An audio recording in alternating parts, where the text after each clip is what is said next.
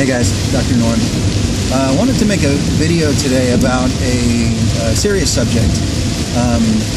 Got some news through a mutual friend, that a chiropractor that I looked up to all through school, and there was a guy that I thought about practicing with once I graduated.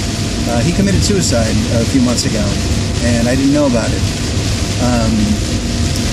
The reason why I wanted to make a video about this is not just to bring up a depressing topic. This is not the first case I've heard of chiropractors committing suicide. Another good friend of mine several years back committed suicide as well.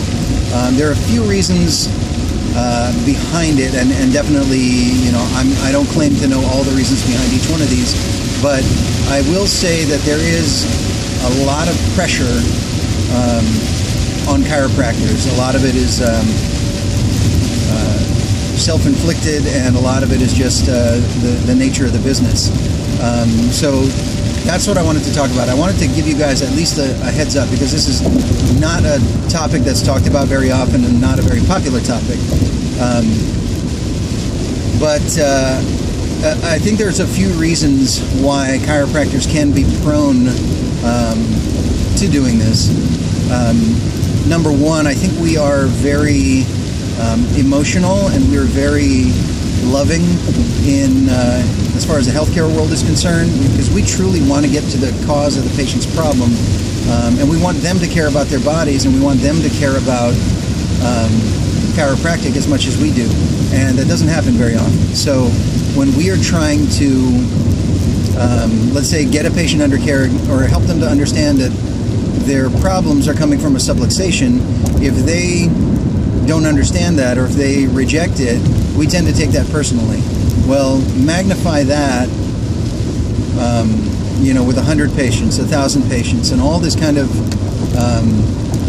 almost feeling of rejection, and this feeling of not being able to communicate your message effectively, can really take a toll on you, and it can really make you feel like, I wonder if I'm even doing the right thing, and I wonder if, you know, my whole life, my career choice was a mistake.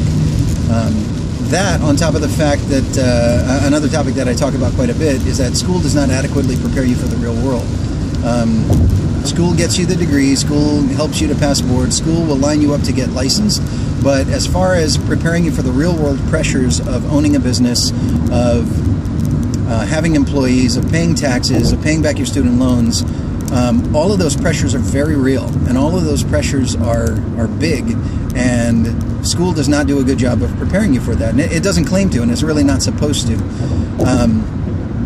All of that pressure, the first guy that I talked about, the guy who committed suicide a few years ago, was actually, he had all those pressures. Like, he wasn't able to provide for his family. He was with a management company, and he felt like he was letting them down. They were telling him that his lack of success was because he wasn't following their system, and they didn't take any responsibility for it. Anyway, all of that put together, all of those pressures on this guy, he finally just checked out and said he couldn't do it anymore. So all of that put together, all of that, the whole reason why I'm even talking about this subject is my whole goal with making these videos, and my whole goal with trying to educate students to be better prepared for real world practice, my whole reason for starting chirocompass.com is to try to alleviate some of that pressure, or at least make you aware of the pressures that are going to be out there in the real world. If we can avoid those pressures and avoid you going down the wrong path to begin with, not only are you going to be set up for a better practice, but I think a happier life and a more fulfilling life as well. So if you start to feel like you're struggling, if you feel like, why am I even doing this? Why am I in school? Or if you've just graduated and you've decided to open your own practice and you're thinking, I don't know, maybe I made a big mistake, please reach out to me. Please, you know, before you take any drastic measures, talk to somebody. Talk to me, talk to your friends, talk to your mentors in the chiropractic world, and realize you're not alone.